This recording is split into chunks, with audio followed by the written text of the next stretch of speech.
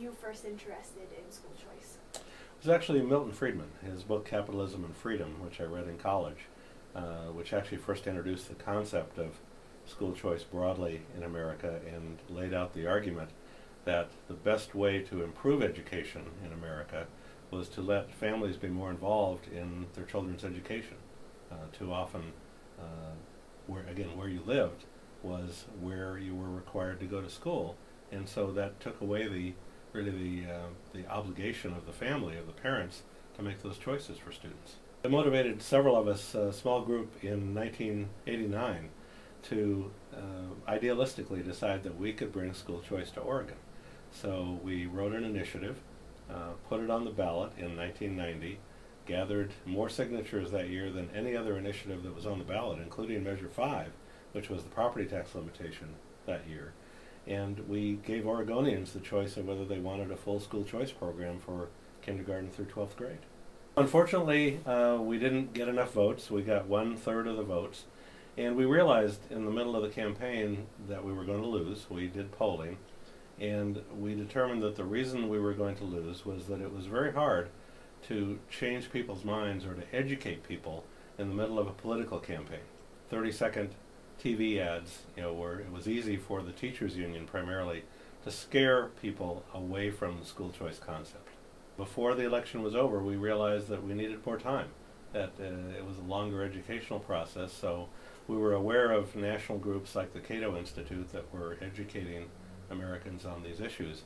And so we decided to start Cascade Policy Institute. We decided to start a nonprofit public policy research organization focusing on Oregon issues, starting with school choice. So we incorporated Cascade in January of 1991, which was just 2 months after the initiative failed.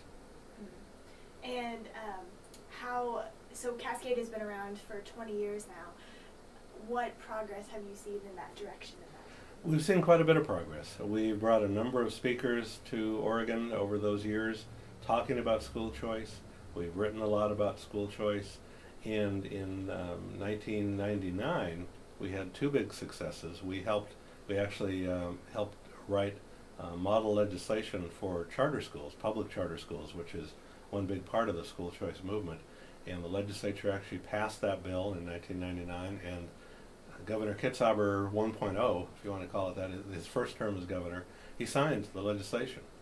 And in that same year, 1999, we had the opportunity to put our money where our mouth was, so to speak, and we helped raise $1 million in Oregon, matched by $1 million nationally, private money, to help over 500 low-income kids in the Portland area go to private schools, make their own choices through the Children's Scholarship Fund, and that's still going. So those were big successes. And then just this last year, 2011, the legislature passed 3 school choice bills for open enrollment between districts and improvements in charter schools in Oregon. And again, Governor Kitzhaber 2.0, in this case, signed the bills. And so we see progress in school choice in Oregon.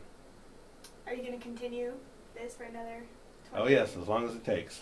As I view it, school choice is Cascade's most important issue. Obviously there are a lot of others, but until we improve education in Oregon, it will be much harder to solve all the other public policy problems. So we're going to continue.